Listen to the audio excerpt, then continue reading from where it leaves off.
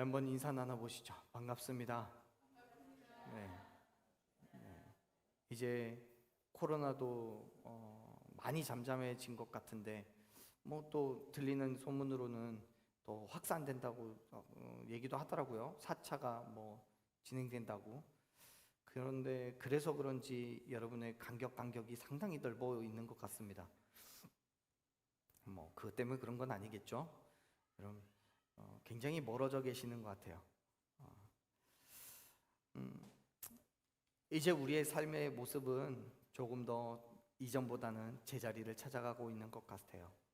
하지만 뭐 우리 교회뿐만 아니라 많은 교회들이 믿음의 자리를 찾아가는 게 상당히 어려워하고 있습니다. 여러분, 예수 그리스도를 믿음으로 말미암아 구원함을 얻은 저와 여러분의 그 그리스도인 된 자리를 다시 되찾아가는 저와 여러분이 되었으면 좋겠습니다. 자리가 넓어지지 않고 좁아졌으면 좋겠어요. 서로가 연결되어지고 그렇게 마음에 마음을 모아서 온 교회가 또 온 지역이, 온 열방이 온전히 하나님만을 경배하고 찬양하는 그런 날들이 되어지기를 간절히 소망합니다. 오늘 또 그 은혜가 있으셨으면 좋겠어요. 우리 다시 한번 믿음의 삶을 결단하고 살아갈 만한 그 은혜요. 요즘 아이들을요, 여러분 뭐라고 부르는지 혹시 아세요? 요즘의 아이들은 MZ 세대라고 이야기합니다. 2000년대에 태어난 밀레니엄 세대와 Z 세대를 통틀어서 지칭하는 우리 그 신조어예요. MZ 세대라고 얘기해요. 30대 이상이 되면요, 이 MZ 세대의 생각이나 생활 습관 같은 것들을 따라가기가 어렵습니다. 그만큼 우리랑은 너무나 저랑은요 너무나 다른 그런 모습을 가지고 있어요. 이러한 MZ 세대들이 요즘 좋아하는 것 중에 하나가 뭐냐면 MBTI라는 거예요. 여러분 들어보셨는지 모르겠습니다. 일종의 성격 테스트예요. 성격 유형 검사예요.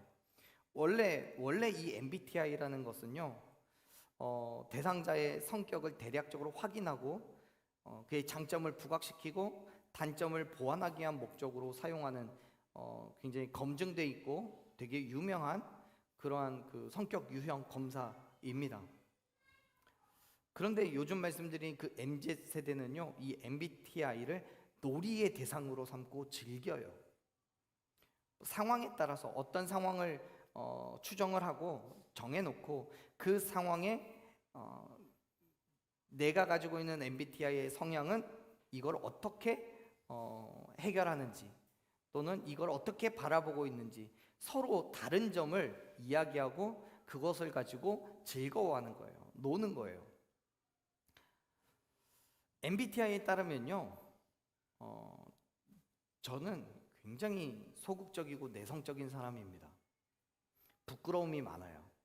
실제로도 저는 진짜 내성적인 사람이라서요, 이렇게 마이크를 착용하고 여러분 앞에 나서서 말하는 것 자체를 굉장히 힘들어하는 사람입니다. 믿지는 않으시겠지만요, 지금 이 자리에 서 있는 것 자체가 기적인 거예요. 학교 다니면서요, 전 줄반장 한 번도 해본 적이 없어요. 일어서서 차렷 경례 이걸 못 해가지고요, 너무 소심해서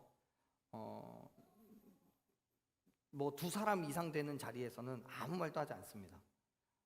그럼에도 불구하고 왜 저는 지금 이 자리에 서 있을까요? 목사니까요? 다른 이유가 없습니다. 예수님 때문이에요. 예수님 때문에. 예수님께서 십자가에서 죽으시고 부활하신 그 사건 때문에 저는 오늘 또 그 은혜와 사랑을 선포하고 있는 거예요. 사실 그건 저뿐만이 아니라 모든 그리스도인들이 뭐 그의 성향이 부끄러움을 많이 타든 아니면 정말 말을 잘하든 아무런 상관없이 모든 그리스도인들이 해야 할 일입니다. 왜냐하면 예수님의 죽으시고 부활하심은 저 하나만을 위해서 행하신 그 일이 아니잖아요. 우리는요, 예수님 때문에 날마다 은혜에 취하여 살아가야 해요.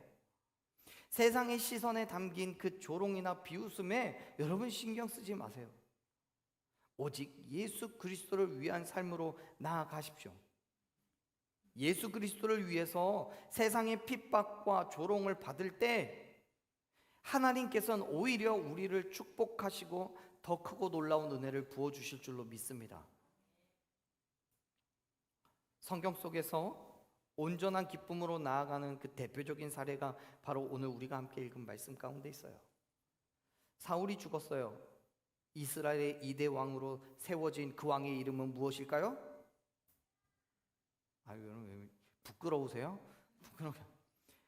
이스라엘의 2대 왕으로 세워진 그 왕의 이름은요, 다윗이라는 사람이에요. 이 다윗은요, 그가 왕이 된 이후에 그 주변에 강력한 이방 민족이었던 블레셋과의 전투에서 크게 승리합니다. 그 모든 것들이 다윗은 하나님께서 그에게 주신 전적인 은혜이고 감사의 조건이었어요. 게다가 그가 자신의 성에 두기를 그토록 바라고 소망했던 언약궤를 한 번의 실패를 뒤로하고 마침내 가져와서 그 자리에 놓았을 때에 그에게 주어진 그 기쁨과 감사는요, 극에 달했습니다. 그래서 14절의 말씀을 보면, 우리가 읽었던 말씀 위에 있는 14절의 말씀을 보면 다윗은요, 힘을 다하여서 춤을 추었다라고 기록하고 있어요. 힘을 다해서 춤을 추었어요. 그렇습니다. 다윗은 자신의 삶에 주어진 하나님의 은혜와 그 축복에 대한 가슴 벅찬 기쁨과 감격의 시간을 지금 보내고 있는 거예요. 그만큼 언약궤가 그의 성으로 들어온 그 일이 다윗에게 있어서는 하나님께서 임재하신 것이었기 때문에요. 하나님의 임재를 보고 있는 거예요. 그냥 단순하게 하나님께서 임재하셨을 거야 이게 아니고요, 언약궤가 그의 성 안으로 들어온 것으로 하나님의 임재는 이미 성취가 된 거예요. 하나님께서 오셨어요. 그 사실이 다윗은 감당할 수 없을 만큼 기뻤던 거예요. 그렇게 감격하고 기뻐하며 정신없이 춤을 췄죠. 그런데 그 모습을 보고 있던 한 사람이 있었어요. 우리 말씀 한번 볼까요? 같이 읽었던 말씀이요. 16절 말씀 같이 읽습니다. 여호와의 궤가 다윗 성으로 들어올 때에 사울의 딸 미갈이 창으로 내다보다가 다윗 왕이 여호와 앞에 뛰놀며 춤추는 것을 보고 심중에 그를 업신여기니라. 아멘. 다윗이 언약궤가 성 안으로 들어오는 것을 보며 기쁨으로 춤을 추고 있을 때에 미갈이라는 여자가 성 안에서 창을 내다보고 있다가 춤추는 다윗을 봤어요. 그 미갈의 눈에 비친 다윗의 모습은 어땠다고요? 업신여길 만큼 웃기지도 않았던 거예요.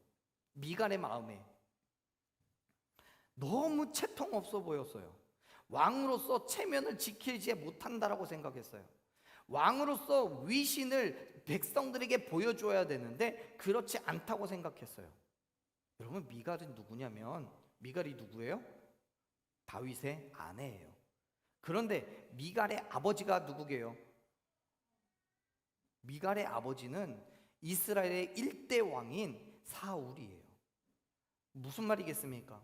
미갈은 왕인 아버지와 함께 왕궁에서 왕의 모습을 보고 자랐어요. 사람들이 왕을 어떻게 대우해야 되고 왕이 또 사람들 앞에서, 백성들 앞에서 어떤 모습을 지녀야 되는지를 알고 있었던 거예요. 그 모습을 보고, 그러한 미갈이 다윗이 정말 채통머리 없이 백성들 앞에서 춤을 추고 있는 걸 보니까 어처구니가 없는 거예요. 게다가요, 그냥 단순하게 춤만 췄으면 또 모르겠는데 얼마나 정신없이 춤을 췄던지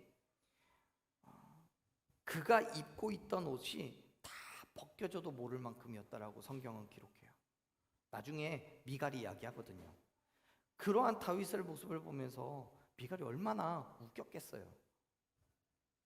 그런데 사실은 그보다 더 근본적으로 미갈은 언약궤가 예루살렘 성으로 들어오는 것 그 자체에 큰 관심이 없었어요. 왜냐하면 보세요. 지금 언약궤가 성 안으로 들어오고 있는 중이에요. 그런데 다윗은 어디에 있어요? 다윗이 지금 있는 자리가 어디예요? 언약궤 옆이에요. 언약궤 옆이에요. 그런데 미갈은 지금 어디에 있어요? 성 안에 있어요. 창문으로 내다봤대잖아요. 무슨 말입니까? 다윗은 언약궤 앞에서 그가 언약궤가 들어오는 것 그 자체에 대해서 기뻐하고 춤추고 난리가 났는데, 미갈은 아무런 관심이 없어요. 방관자의 모습으로 창문 밖으로 쳐다보고 있는 거예요. 그러면서 손가락질하고 웃고 있는 거예요. 그 모습을 16절 마지막을 보면 다윗을 업신여겼다라고 기록하고 있는 거예요. 여기서 이 업신여기다라는 말은요, 다윗을 경멸하여서 모욕할 마음까지 가지고 있다는 것을 의미해요. 모욕하고 있다는 거예요. 하나님을 예배하는 그 모습을 모욕하고 있는 거예요. 경멸하고 있는 거예요. 그만큼 미갈은 다윗의 행동이 이해되지 않아요. 왜요? 미갈은 다윗이 춤추는 것에 대해서 마음에 들지 않았어요. 다윗은 언약궤를 통해서 하나님을 바라보고 있지만 미갈은 세상 것들에게 시선이 있어요. 그런데 더 이해하기 어려운 거는요, 16절의 말씀을 보면 미갈이 다윗을 보며 그가 여호와 앞에서 뛰놀고 춤추는 것을 봤어요. 알았어요. 보세요. 16절 말씀은요, 미갈이 창으로 내다보다가 다윗 왕이 여호와 앞에서 뛰놀며 춤추는 것을 보고해요. 만약에 미갈이 하나님을 몰랐다면, 언약궤를 통해서 하나님의 임재를 모르고 있다면 이렇게 얘기했을 거예요. 미갈이 창으로 내다보다가 다윗 왕이 언약궤 앞에서 뛰놀고 춤추는 것을 보고. 그런데 성경은 여호와 앞에서라고 분명하게 얘기해요. 무슨 말이에요? 미갈은 다윗이 왜 춤을 추는지, 왜 그 앞에서 그렇게 난리를 치고 있는지를 알고 있다는 거예요. 아, 지금 다윗은 하나님을 예배하고 있는 거구나 라고 알았던 거예요. 그럼에도 불구하고 어땠다고요? 그의 심중에 업신여겼다고요. 다윗처럼 언약궤를 통해서 임재하신 하나님을 경배하고 찬양하고 기뻐하고 감격하는 것이 아니라 오히려 하나님을 예배하는 다윗을 경멸하고 있어요. 그를 모욕하고 있어요. 사랑하는 여러분, 지금 우리의 시선은요, 어디에 있습니까? 분명히 교회에, 또 저와 여러분의 삶 가운데에 하나님의 임재가 있는데도 불구하고 인간적인 체면이나 혹시 모르는 멸시와 조롱 때문에 너무나 잠잠히 계시고 있는 건 아닙니까? 다윗은 왕이었지만 언약궤가 성 안으로 들어오는 것을 통해서 하나님의 임재를 경험하자 주변의 시선은 아랑곳하지 않고 춤을 추며 기뻐했어요. 그의 몸이 알몸이 되는 것도 아랑곳하지 않아요. 왜요? 그의 시선이 오직 하나님께만 있으니까요. 하나님의 기쁨을 위해서 내가 주변 사람들이 조롱을 하든 욕을 하든 모욕을 하든 무슨 상관이냐는 거예요. 하나님을 향한 자신의 감정을 숨기지 않아요. 부끄러워하지 않아요. 그의 시선이 오직 하나님께만 향해 있기 때문에요. 그래서 다윗이 춤을 추는 것을 보고 성경은 분명하게 말씀합니다. 14절에서요. 뭐라고요? 여호와 앞에서 힘을 다해 춤을 추었다고요. 여호와 앞에서 힘을 다해서 춤을 췄어요. 사랑하는 여러분, 다윗은 여호와 앞에서 춤췄어요. 사람들 보라고 춤춘 거 아니에요. 미갈에게 잘 보이기 위한 구애의 춤도 아니에요. 오직 하나님의 임재를 보고 주체할 수 없는 기쁨으로 춤추며 영광을 돌렸음을 믿으시길 바랍니다. 사랑하는 여러분, 오늘 지금 저와 여러분은 어떤 모습으로 하나님의 임재를 기뻐하고 있습니까? 주변의 시선을 신경 쓰지 마십시오. 세상의 조롱과 멸시를 신경 쓰지 마십시오. 어떤 말씀이 주어졌을 때 여러분 아멘으로 화답하는 것 자체가 정말 부끄럽습니까? 다른 사람들이 쟤 미쳤어 그럴까 봐 싶습니까? 여러분, 우리가 하나님께 찬양하면서 두 손을 들고 찬양하고 춤추며 노래하는 것이 부끄럽습니까?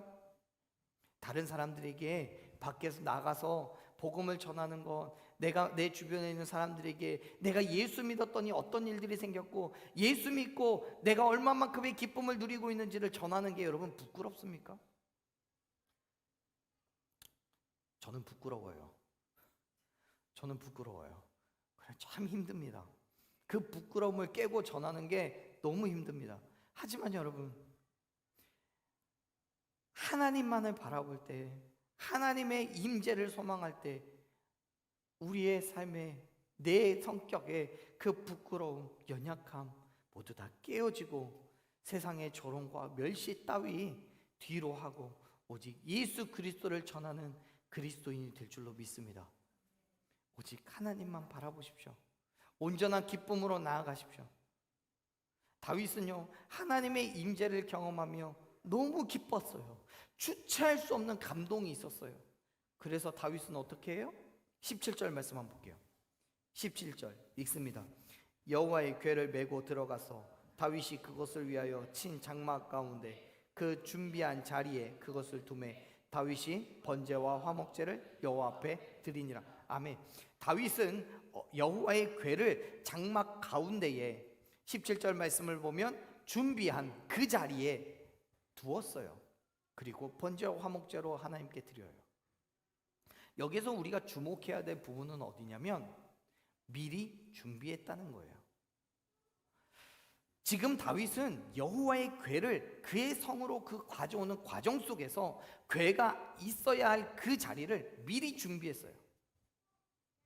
그것은 다윗은 언약궤를 가져오기 위해서 어떤 노력을 기울였는지, 그리고 얼마나 언약궤를 가져오기를 열망했는지를 확인할 수 있는 거예요.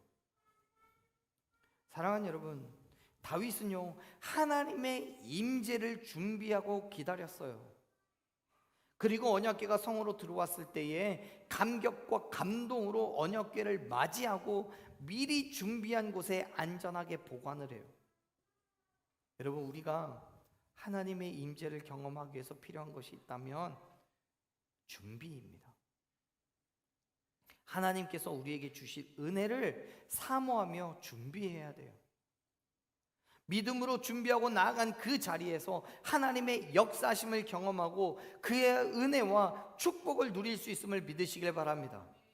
내 마음의 문이 열려져야 하냐, 내가 주님을 만날 준비를 해야 임재하신 주님을 만날 수 있는 거예요. 아무런 준비 없이 예수님을 어떻게 만납니까? 예수님께서 이 땅에 다시 오실 때, 우리가 예수님을 만나기 위해서는 정말 슬기로운 다섯 처녀처럼 등잔에 기름이 준비되어 있어야 돼요. 성경은요, 준비해야 할 것에 대해서 여러 가지로 이야기하고 있습니다. 하늘을 준비하라고요? 소망하라고요? 예수님 다시 오실 그때를 준비하라고요? 그리스도인 된 삶을 준비하라고요? 마지막 때를 준비하라고요? 예배를 준비하라고요? 여러분, 믿음으로 준비하고 나아간 그 자리에서 우리는 은혜를 받는 거예요. 은혜 받기를 소망하셔야 되는 거예요. 갈급하셔야 되는 거예요. 임재하신 예수님을, 임재하신 하나님을, 그 음성 듣기를 갈망하셔야 됩니다. 준비하지 않는다면 예수님께서 말씀하셨을 때에도 우리의 귀는 닫혀져서 들리지 않아요. 사랑하는 여러분, 준비하시기를 바랍니다. 온 마음 다하여 준비하시기를 바랍니다. 여러 차례 말씀드린 것 같지만요, 저희 할머니께서 교회를 가실 때 항상 아침에 꼭두새벽에 한 6시 정도부터 일어나셨던 것 같아요. 목욕하시고 그땐 쪽지셨던 머리를 다 풀으셔서 그 기름 다 바르시고, 그 기름 뭐라고 했는데 잊어버렸네요. 그 기름 다 바르시고 다시 쪽져서 머리에 묶으시고, 성경책에 일주일 전부터 꽂아놨던 헌금 지폐된 거 빳빳하게 데리셔갖고 그거 다 꽂으셔서, 그리고 옆구리에 딱 성경책 끼시고 조신한 발걸음으로 교회까지 걸어가셨어요. 걸어가시면서 무슨 생각을 하셨는지는 모르겠습니다. 여러분, 지금 오늘날 제가 여러분께 꼭두 새벽부터 일어나서 목욕제기 하시고 예수님 만나러 오세요라고 말씀드리고 싶지는 않아요. 제가 말씀드린 것보다 여러분 더 열심히 잘하실 테니까요. 그래서 문제는 우리의 마음입니다. 우리의 마음이 하나님을 만나기 위하여 준비되어 있어야 하는 거예요. 그 준비가 바로 하나님의 은혜를 경험하는 첫 번째 계단임을 믿으시길 바랍니다. 그리고 그 은혜와 축복은 나로부터 시작해서 주변으로 퍼져가는 것이 하나님의 역사심이에요. 다윗을 보세요. 다윗은 미리 준비한 곳에 언약궤를 놓은 이후에 번제와 화목제를 하나님께 드렸어요. 그리고 18절부터 19절 말씀을 보면 다윗은 그 번제와 화목제를 드린 그 모든 것들을 모든 백성들과 함께 나눠요. 한번 볼까요? 말씀이요. 18절 19절 말씀 같이 읽습니다. 다윗이 번제와 화목제 드리기를 마치고 만군의 여호와의 이름으로 백성에게 축복하고 모든 백성 곧 온 이스라엘 무리에 남녀를 막론하고 떡 한 개와 고기 한 조각과 건포도 떡 한 덩이씩 나누어 주매 모든 백성이 각기 집으로 돌아가니라. 아멘. 다윗은 번제와 화목제로 하나님께 영광을 돌린 이후에 화목제의 제물을 백성들과 나눠요. 본래 제물의 일부를 하나님께 번제로 드리고 또 그 일부를 제사에 참여한 모든 사람들과 나눠 먹는 것이 화목제입니다. 화목제의 그 제사법이에요. 그렇기 때문에 지금 다윗이 성경에 기록하고 있는 것처럼 하나님께 화목제를 드리고 그 고기를 백성들과 다 나눈 거예요. 모든 백성들과 함께 번제와 화목제를 드렸다라는 이야기입니다. 그런 의미예요. 즉 다윗은 백성들과 함께 하나님의 임재를 나누고 있는 거예요. 그래서 그들을 축복하고 왕으로서 백성들을 축복하고 그 고기와 다른 것들을 함께 나누는 거예요. 제사를 드릴 때, 화목제를 드릴 때 고기로 드리기 때문에, 짐승으로 드리기 때문에 19절에 기록하고 있는 떡이라든가 건포도 이런 것들은 제사의 제물이 아닙니다. 그 말은 무슨 뜻이냐면 다윗은 지금 이 제물을 제사를 드리며 참여한 사람들에게 다 기쁨을 나누기 위해서 이것들은 따로 준비했다는 거예요. 떡과 건포도 떡을 따로 준비했다는 거예요. 그 모든 것들을 다윗은 신분을 가리지 않고 남녀노소를 가리지 않고 모여있는 모든 백성들을 축복하고 그들에게 다 나눠줬어요. 기쁨을 나누고 있는 거예요. 하나님의 임재를 함께 나누고 있는 거예요. 다윗은 자신이 경험한 하나님의 임재의 기쁨을 온 백성에게 나누는 거예요. 사랑하는 여러분, 하나님의 은혜는 나에게서 멈춰 있어야 하는 것이 아니에요. 나로부터 시작해서 온 땅에 퍼져가야 하는 것임을 믿으시길 바랍니다. 다윗은 그가 경험한 은혜와 기쁨을 온 백성에게 나누기 위해서 그들에게 음식도 주고 또 축복을 하는 거예요. 18절 말씀 보세요. 다윗은요 백성들을 축복하면서 어떻게 축복해요? 만군의 여호와의 이름으로 축복을 해요. 창조주 하나님, 전지전능하신 하나님, 다윗 자신에게 역사하시고 은혜를 베풀어 주시는 하나님, 정말 연약한 자의 모습으로 목동의 삶을 살았던 그를 왕으로 세우시고 이스라엘을 통치하게 하신 그 하나님의 이름으로 온 백성을 축복하는 거예요. 자기에게 허락하신 그 은혜와 기쁨과 환희가 온 백성에게 동일하게 이루어지기를 간절히 소망하는 거예요. 이제 더 이상 예루살렘은 인간 다윗의 통치를 받는 것이 아니라 만군의 여호와 하나님의 통치를 받는 나라가 되었다는 것을 선포하고 있는 거죠. 사랑하는 여러분, 우리가 만난 하나님의 사랑과 그의 긍휼하심이 오늘날 저와 여러분을 통하여서 온 땅에 선포되어지기를 간절히 축원합니다. 하지만 하나님께서 처음에도 말씀드렸듯이 저는 내성적이고 부끄러움을 많이 타기 때문에요, 여러분 앞에서 말 한마디를 제대로 못하는 사람이에요.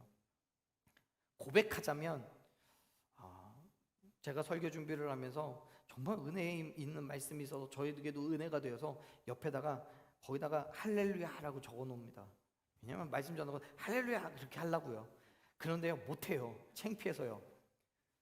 가끔 정말 지나가는 말처럼 할 때 있는데 그만큼 전 내성적인 사람이에요.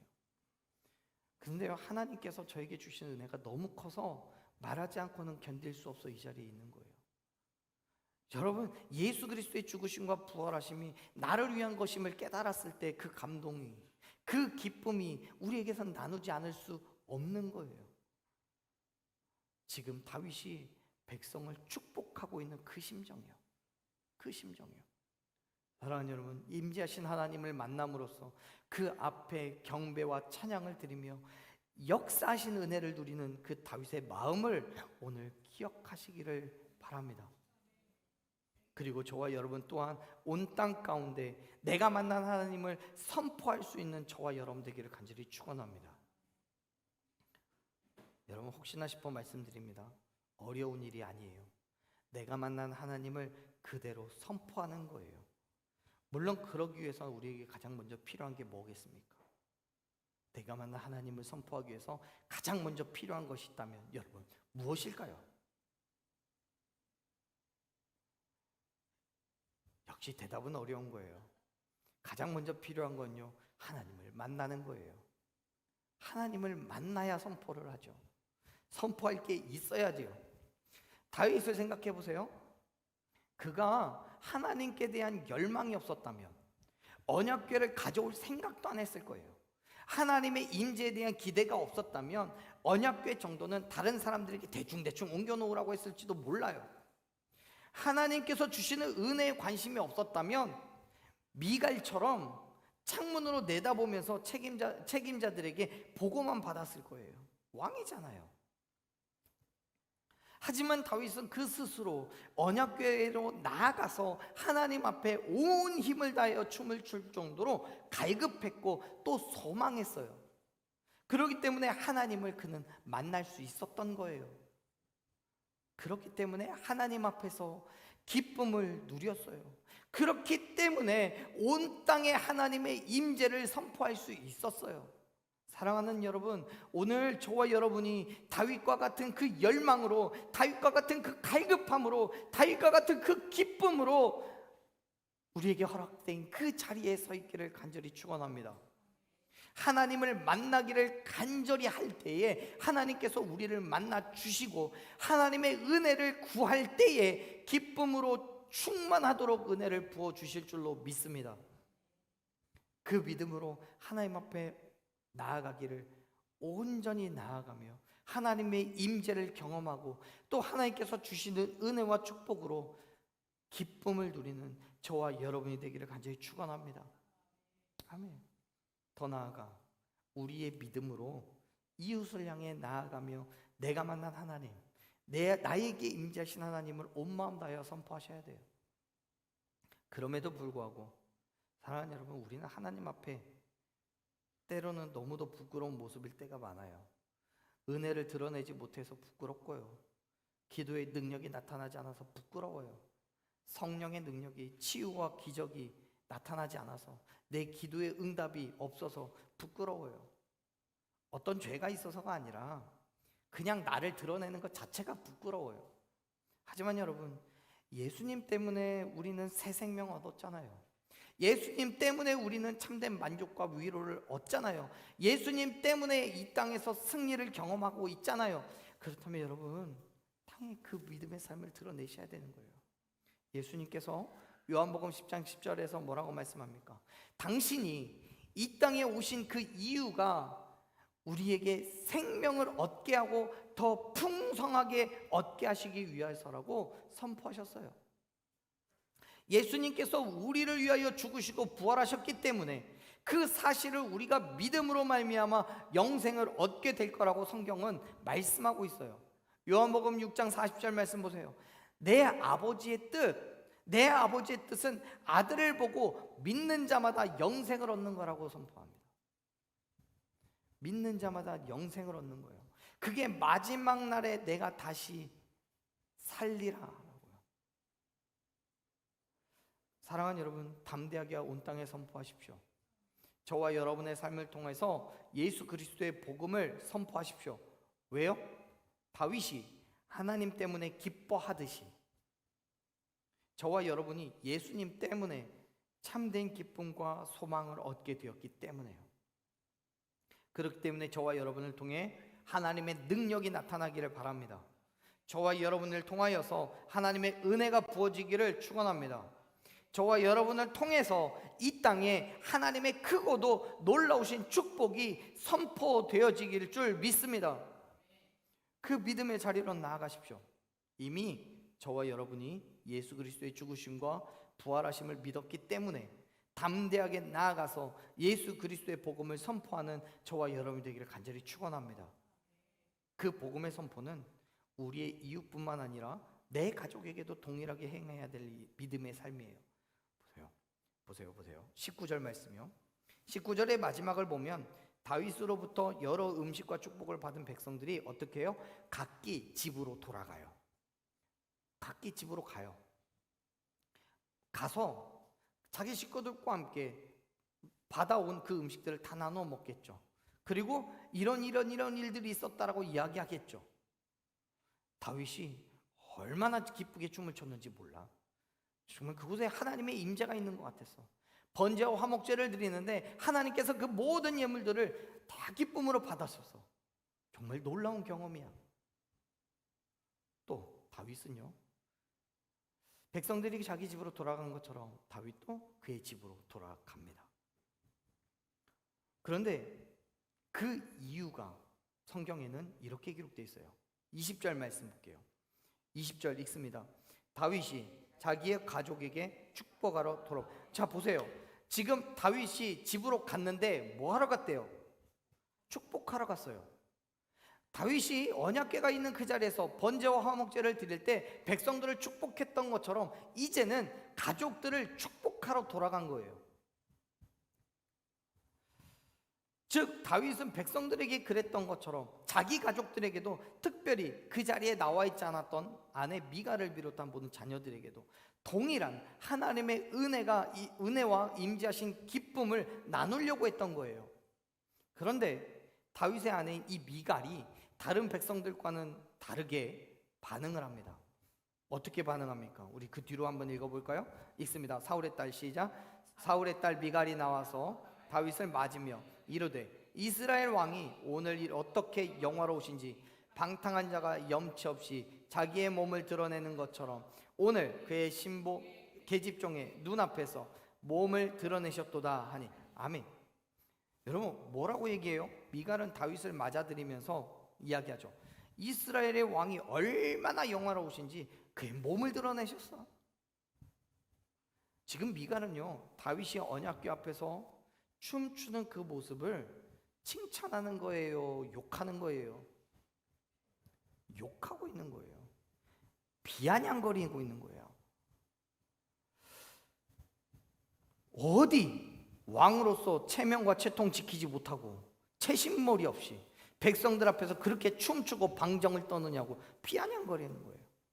사랑하는 여러분, 지금 미갈은 하나님보다 자기의 체면이 더 중요했어요. 분명히 앞서서 말씀드린 것처럼 다윗이 춤춘 그것이 여호와 앞에서 춤을 추고 있다는 것을 봤는데도 불구하고 하나님 앞에서 겸손하게 자기를 낮추고 온전한 기쁨으로 다윗처럼 나아가는 것이 아니라 사람들 앞에 왕의 신분에 맞는 채통을 지키지 않았다라고 욕하고 있는 거예요. 그게 더 중요한 거죠. 하나님의 언약궤를 모시고 오는 그 일 자체도 그게 중요한 게 아니에요. 나라는 하나님이 아니라 왕이 지키는 것이라고 생각했어요. 그러니 미갈에게는 언약궤 앞에서 춤추고 난리를 치고 있는 게 그런 다윗이 마음에 들지 않는 거죠. 춤추고 기뻐하며 경배하고 찬양하는 다윗이 왕으로서의 자격이 없다고 생각할 정도예요. 말씀에서 방탕한 자가 염치 없이 자기의 몸을 드러내다라는 이 말은요, 히브리어로 정신 나간 자들 중 하나가 자기 몸을 드러내는 것 같이라는 의미로 바꿔서 얘기할 수 있어요. 무슨 말이냐면 지금 미갈은 다윗을 향해서 욕하고 있는 거예요. 정신 나갔다고.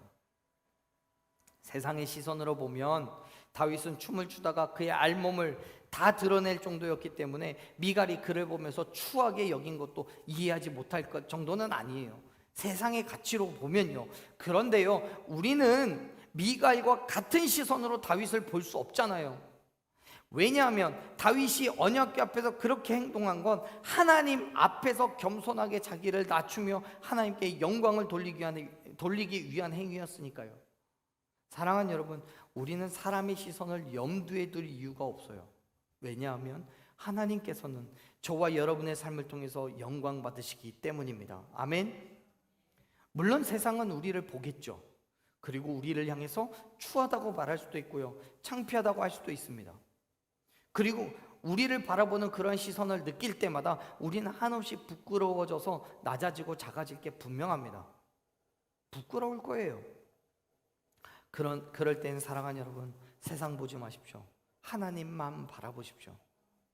경주마의 눈에 씌우는 눈 가리개처럼 말씀의 눈 가리개로 우리의 눈을 가리고 오직 하나님께로 우리의 시선이 고정되어지기를 간절히 축원합니다.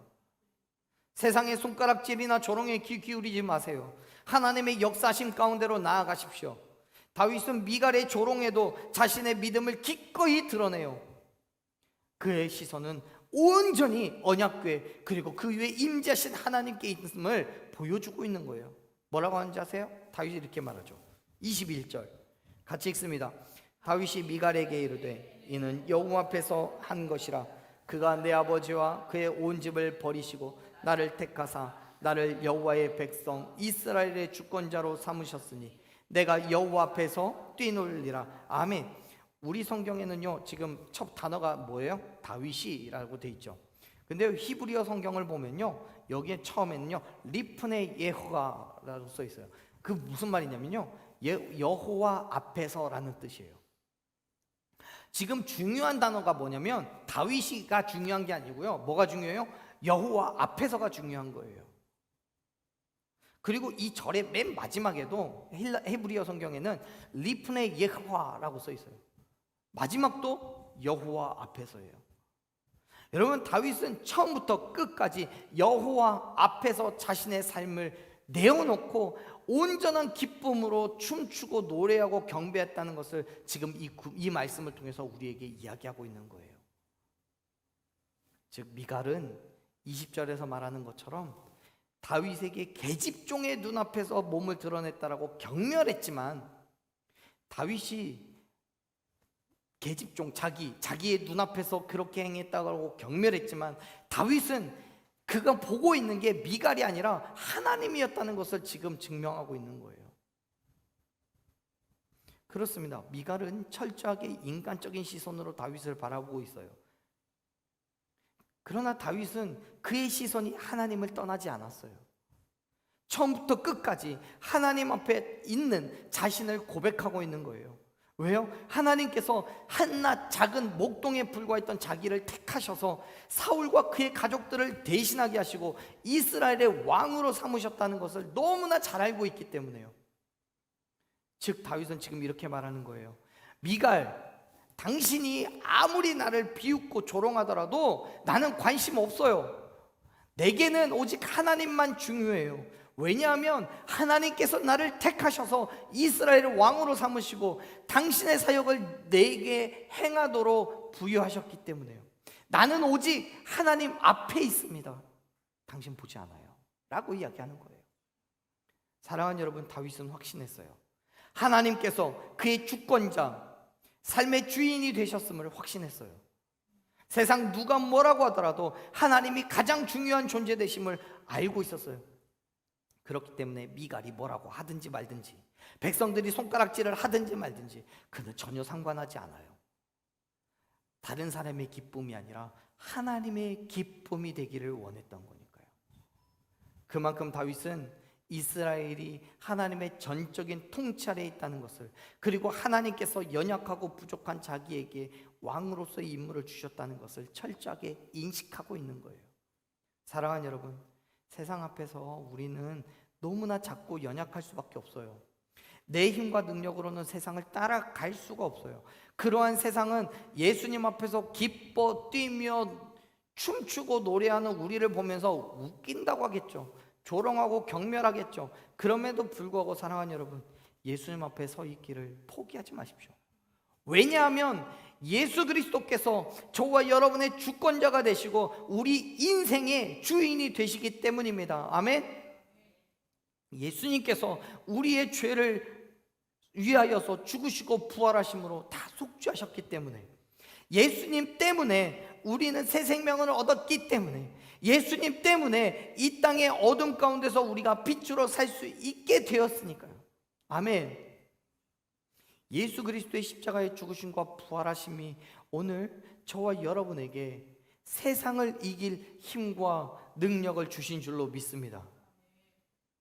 그렇기 때문에 사랑하는 여러분, 예수님 때문에 힘내십시오. 예수님 때문에 다시 일어서서 기쁨으로 춤추며 찬양하십시오. 부끄러워하지 말고 날 구원하신 예수님 때문에 예수님 앞에서 온전한 기쁨으로 영광과 찬송으로 뛰노는 저와 여러분이 되시기를 간절히 축원합니다. 우리 이 시간 함께 기쁨으로 찬양하며 결단했으면 좋겠어요. 우리의 입술로 승리를 고백합시다. 우리를 회복시킨 예수 그리스도 앞에 온전한 기쁨으로 나아가는 이 시간 되기를 소망합니다. 우리 찬양을 함께 기뻐하며 찬양